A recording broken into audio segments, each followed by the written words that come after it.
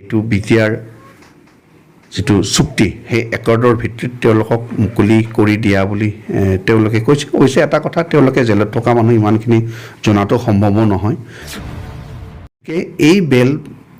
অহাৰ ক্ষেত্ৰত বেল পোৱাৰ ক্ষেত্ৰত বিটিআৰ একৰ্ডৰ লগত কোনো ধৰণৰ সম্পৰ্ক নাই বা লাগিব যে এইটো মোৰ জ্ঞাত যে যোৱা কালি আৰু কিছু মিডিয়াত মই দেখিছোঁ পৰ্টেলে হওক বা হেৰিতে হওক যে যি 5জন ব্যক্তিৰ 3জন সিদিনাখনে মুকলি আখৰ তললৈকে আহিলে জেলৰ পৰা আৰু তাত তেওঁলোকক মিডিয়াৰ মানুহে প্ৰশ্ন সোধাত তেওঁলোকে খুব আশ্চৰ্য প্ৰকাশ কৰা বুলি গম পাইছোঁ আৰু 2জন ব্যক্তিয়ে এইটো বিটিআৰ যিটো চুক্তি সেই একৰ্ডৰ ভিত্তিত তেওঁলোকক মুকলি কৰি দিয়া বুলি তেওঁলোকে কৈছে এটা কথা তেওঁলোকে জেলত থকা মানুহ ইমানখিনি জনাটো সম্ভৱো নহয়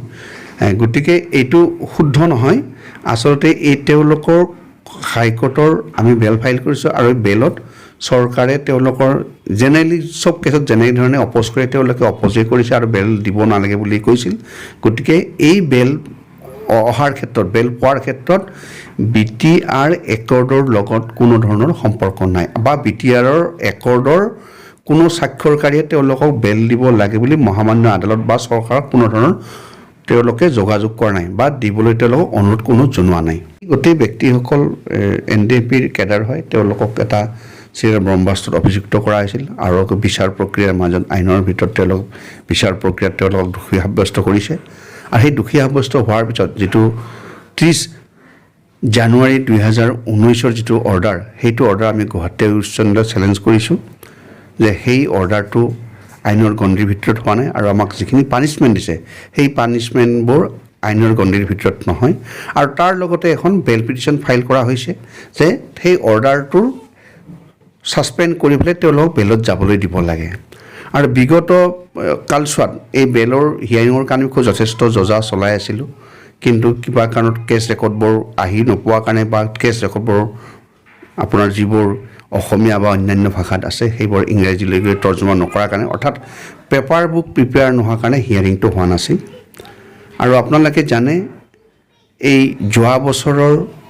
24 জানুৱাৰীত অৰ্থাৎ 2020ৰ 24 জানুৱাৰীত যেতিয়া বিটিআৰ চুক্তিৰ কাৰণে ৰঞ্জন দৈমাৰীক NDAPৰ শীৰ্ষ নেতা বুলি পেলাই বা সভাপতি হিচাপে দৰকাৰ হৈছিল তেতিয়া আমি বেল আগৰ বেলেই আছিলে আৰু এটা স্পেচিয়েলি এখন ফাইল কৰিছিলোঁ যে তেওঁক এই চুক্তিৰ কাৰণে খুব ইণ্টাৰিম এটা অৰ্ডাৰ দি হ'লেও তেওঁক জামিনত যাব দিব লাগে আৰু তেওঁক যাতে চুক্তিত তেওঁ অংশগ্ৰহণ কৰিব পাৰে চুক্তিত স্বাক্ষৰ কৰিব পাৰে আৰু তদন্তৰ হিচাপে বেল পিটিশ্যন মুখ কৰা হৈছিল 24 জানুৱাৰীত আৰু মহামান্য গুৱাহাটী উচ্চ ন্যায়ালয়ে দুজনীয়া বিচাৰপীঠে গোটেই কথাটো শুনি আৰু গভৰ্ণমেণ্টৰ ফালৰ পৰা তেওঁলোকো কৈছিল যে তেওঁলোকৰ অবজেকশ্যন নাই যদি কোৰ্টে মানে তেওঁক এৰি দিয়ে বা যাবলৈ সুবিধা সেইমতে তেওঁক দিয়া হৈছিল আৰু সেইমতে 27 জানুৱাৰীত বিটিআৰ চুক্তি হৈছিল আৰু বিটিআৰ চুক্তিত এইটো উল্লেখ আছিল যে যিসকল এই মুভমেণ্টৰ লগত জড়িত যিসকলৰ এগেইনষ্ট ক্ৰিমিনেল কেছ আছে সেই ক্ৰিমিনেল কেছসকলৰ মানে হাইনেছ নন হাইনেছ বা গুৰুতৰ লঘু এনেধৰণৰ বিভাগ কৰি কিছু এৰাই দিব কিছুসকলক মাফ দিয়া হ'ব তেনেধৰণৰ এটা প্ৰক্ৰিয়া চলি আছিল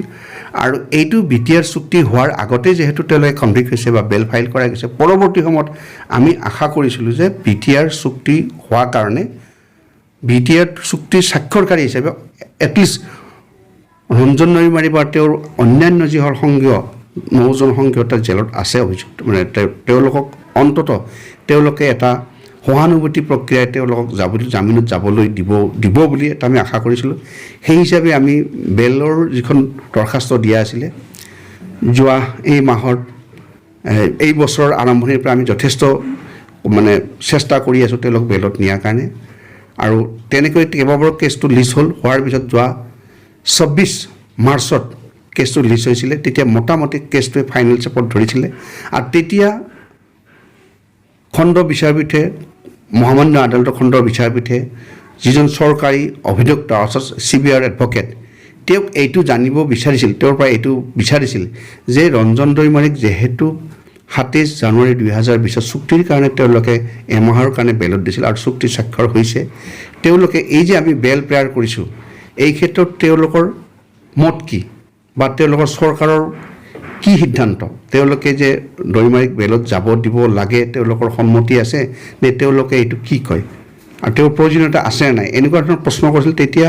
চৰকাৰী অধিবক্তাই গভৰ্ণমেণ্টৰ পৰা ইনষ্ট্ৰাকশ্যন ল'ম বুলি কৈছিল আৰু সেই হিচাপে 1 এপ্ৰিলত এই কেছৰ শুনানি হৈছিল আৰু এই শুনানি কালত আমাৰ ফালৰ পৰা যিখিনি আমি যুক্তি দাঙি ধৰিব লাগে দাঙি ধৰা হৈছিল আৰু কোৰ্টে কনভিন্স হৈছিল আৰু চৰকাৰৰ পৰা আকৌ এবাৰ সোধা হৈছিল যে তেওঁলোকৰ কিবা অবজেকশ্যন আছে নেকি তেওঁলোকে এই বেলৰ ক্ষেত্ৰত সম্পূৰ্ণভাৱে অবজেকশ্যন কৰিছিল তেওঁলোকে কৈছে যে এইটো পুৰা মেৰিট আছে তেওঁলোকক দোষী প্ৰমাণসহ দোষী সাব্যস্ত কৰা হৈছে গতিকে তেওঁলোকক বেলত যাব দিব নালাগে বুলি পেলাইহে কৈছিল তথাপিও মহামানন্দৰ আদালতে আমাৰ যুক্তি শুনি পতিয়নকৈ 5 জনক যাবলৈ জামিনত যাবলৈ নিৰ্দেশ দিয়ে আৰু 5 জনৰ জামিনৰ আবেদনটো নাকচ কৰে আৰু এই নাকচ কৰা ব্যক্তিসকলৰ ভিতৰত আমাৰ ৰঞ্জন দৈমাৰী ডাঙৰীয়াও আছে এতিয়া যদি আপুনি বিটিআৰৰ কথাটো কয় বিটিআৰ একৰ্ডৰ লগত একচুৱেলি বিটিআৰৰ একৰ্ডৰ মতে বিটিআৰৰ একৰ্ডৰ স্বাক্ষৰকাৰী ৰঞ্জন দৈমাৰীৰ বাহিৰে যিসকল এতিয়াও বাহিৰত আছে তেওঁলোকে নিশ্চয় এটা প্ৰচেষ্টা চলাব লাগিছিল মই এজ এ লয়াৰ বুলি কোৱা নাই এজ এ বিটিচিৰ চিটিজেন হিচাপে কওঁ সেই এটা প্ৰচেষ্টা ল'ব লাগিছিল আৰু সেইটো কিন্তু আমি ফলপ্ৰসূ দেখা নাই আৰু বিটিআৰ চুক্তিত যিটো উল্লেখ আছে যে ইয়াত যিবিলাক ক্ৰিমিনেল কেছত জড়িত আছে সেইসকলক ক্ষেত্ৰত কিছু মানে সহানুভূতিৰে চোৱা হ'ব এই কথাটো কিন্তু বাস্তৱ ক্ষেত্ৰত প্ৰতিফলিত হোৱা নাই গতিকে এই যে বেলটো হ'ল এই বেলৰ ক্ষেত্ৰত কেন্দ্ৰীয় চৰকাৰৰ ফালৰ পৰা সম্পূৰ্ণভাৱে অপোজ কৰিছিল আৰু বিটিআৰ চুক্তি স্বাক্ষৰকাৰী বা এতিয়াৰ যিখন বড়োলেণ্ডৰ চৰকাৰ তেওঁলোকৰ ফালৰ পৰা কোনো ধৰণৰ এই ক্ষেত্ৰত কেন্দ্ৰীয় চৰকাৰৰ লগত বা CBIৰ অধিবক্তাক কোনো ধৰণৰ তেওঁলোকে তেওঁক বেলত যাব দিব লাগে বুলি কোনো ধৰণৰ তেওঁলোকে যোগাযোগ কৰা নাই বা কোনো ধৰণৰ তেনেকুৱা আপিল মানে কৰা নাই বুলি মোৰ জ্ঞাত এইটো বেল পোৱাৰ মেইন মানে ইনিচিয়েটিভ লোৱাটো কোন আছিল নাই এতিয়া চাওক এতিয়া যেহেতু NDAP আপোনালোকে জানে যে ডিছবেণ্ড হৈ গ'ল অৰ্থাৎ সংগঠনটো ভাঙি দিয়া হ'ল আৰু যিবিলাক কেডাৰ আছে তেওঁলোকক চৰকাৰে যেনেধৰণে সংস্থাপিত কৰিব লাগিছিল সেইটো কৰা নাই আৰু যথেষ্টখিনি কেডাৰক মই পাৰ্চনেলিও জানো তেওঁলোকে আজিও পুলিচৰ পৰা কেতিয়াবা কিছু কেছত চামন পাই দৌৰিব লাগে আৰু যেতিয়াই বিচাৰে যেহেতু তেওঁলোকে চাৰেনাৰ বা ডিছবেণ্ডৰ সদস্য তেওঁলোকক যেতিয়াই বিচাৰে কিন্তু তেওঁলোকক অৰ্থনৈতিকভাৱে কোনো ধৰণৰ স্বাৱলম্বিতা দিয়া নাই এই ক্ষেত্ৰত আমাৰ ৰঞ্জন দৈমাৰী ডাঙৰীয়াই আমি মাজে জেলৰ পৰা ক'ভিড হোৱাৰ কাৰণে এটা তেওঁ বুলি নহয় মোটামুটি চবকে অলপ প্ৰয়োজন অনুযায়ী ঘৰলৈ ফোন কৰিব দিয়ে আৰু ৰঞ্জন দৈমাৰী ডাঙৰীয়াও প্ৰায় মোৰ লগত সপ্তাহত 2-3বাৰ তেওঁৰ লগত ফোন যোগে কথা হয় তেওঁ জেলৰ পৰা ফোন কৰে আৰু এই সম্পৰ্কে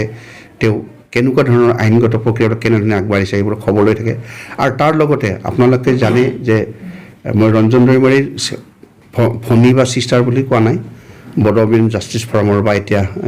অঞ্জলি দৈমাৰী যথেষ্টখিনি বৰঙণি আছে এতিয়া বুলি নহয় এই বেল বুলি কোৱা নাই যেতিয়া এইসকল 2010ত এওঁলোকক যেতিয়া গোটেইবোৰক ধৰিলে বা এই সম্পৰ্কে বিচাৰ প্ৰক্ৰিয়া আনো তেতিয়াৰ পৰাই মই জানো যে তেওঁ সংগঠনৰ অন্য সদস্যতকৈ তেওঁ এজ এ ছ'চিয়েল ৱৰ্কাৰ বা চিভিল ছ'চাইটিৰ এজ এ মেম্বাৰ যিমানখিনি সহায় কৰিছে আৰু এই বেলটো হোৱাৰ ক্ষেত্ৰত যেনেকৈ আমাৰ senior advocate Anil Kumar Bhattacharya sir আদিক যোৱা মেলা কথা পতা বা ফিজ পাতি দিয়াৰ ক্ষেত্ৰতো তেখেতে যেনেকুৱা ধৰণৰ মানে তেওঁ কৰিছে সেইখিনি অনস্বীকাৰ্য আৰু এই ক্ষেত্ৰত মই এইটোও কওঁ মহামান্য আদালতে আমাৰ যুক্তিখিনি তেওঁলোকক বেলত যাবলৈ দিছে এইটো আমি তাৰ কাৰণে মহামান্য আদালতকো ধন্যবাদ জনাইছোঁ লগতে অঞ্জলি দৈমাৰীৰ যিখিনি একান্ত প্ৰচেষ্টা সেইটো আমি নুই কৰিব নোৱাৰোঁ কাৰণ তেওঁলোকে জেলত আছে আৰু তেওঁলোকৰ যিখিনি কথা আমাৰ লগত কমিউনিকেট কৰিব লাগে বা আইনৰ ফালৰ পৰা আমি কেনেকুৱা ধৰণৰ সুবিধা অসুবিধা আছে এইবোৰ কমিউনিকেট কৰিব যাওঁতে তেওঁৰ মাধ্যমেৰে কৰা হয় গতিকে সেই ক্ষেত্ৰত তেখেতৰ যথেষ্টখিনি বৰঙণি আছে আৰু এইটো ৰঞ্জন দৈমাৰীকে ক'ব লাগিব তেওঁ জেলত থাকিলেও জেলৰ পৰাই যেনেধৰণে তেওঁ গোটেই খবৰবোৰ লৈ থাকে আৰু গোটেই কেডাৰবোৰৰ পৰা কাক কেনে ধৰণৰ আইনত কেনেকৈ সাহায্য দিব পাৰোঁ এই ক্ষেত্ৰত তেখেতে যথেষ্ট কচিয়াছ আৰু মই ভাবোঁ যে এই কেছত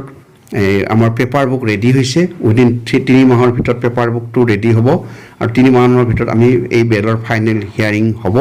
আৰু ফাইনেল বেলৰ হিয়াৰিং হ'লে আমি আশাবাদী যে এই যি 5জন আছে জেলত সোমাই লগতে আৰু যি 5জন এতিয়া জামিনত আহিলে তেওঁলোক আটাইয়ে দোষমুক্ত হ'ব বুলি আমি আশা কৰোঁ কেনেকৈ না এতিয়া তেওঁলোকৰ যিহেতু বেলটো ৰিজেক্ট কৰিছে বেল পোৱা আৰু দ্বিতীয়বাৰ বেল কৰিবলৈ স্ক'প নাথাকে যিহেতু এইটো কনভিক্টেড কেছৰ বেলটো গতিকে আমি কোৰ্টত আৰ্লি হিয়াৰিঙৰ কাৰণে প্ৰেছ কৰিব পাৰোঁ কাৰণ এক্সেপ্ট ৰঞ্জন নৈমাৰী ডাঙৰীয়াৰ বাহিৰে বাকী যি 4জন আছে তেওঁলোকে অলমষ্ট মোৰ দেন 10 ইয়াৰ্ছ কমপ্লিট কৰিছে আৰু এজন অজয় বসুমতাৰী আজিৰ ডেটলৈকে সি 12 বছৰ 3 মাহ হওঁ অৱস্থা গতিকে এই ক্ষেত্ৰত আমি আমাৰ আইনৰ যিটো ধাৰা আছে যে বেছি দিন থাকিলে জেলত আমি স্পিডি ট্ৰায়েল যেনেকুৱা স্পিডি বেল মানে এপিল হিয়াৰিঙৰ কাৰণে আমি এটা প্ৰে কৰিছোঁ আৰু কোৰ্টে মহামান্য আদালতে উইদিন 3 মান্থৰ ভিতৰত এইটো ক্ৰিমিনেল কেছটোৰ যিটো এপিল 195/2019 এইটো হিয়াৰিংটো ল'ম বুলি আমাক কোৰ্টে জনাইছে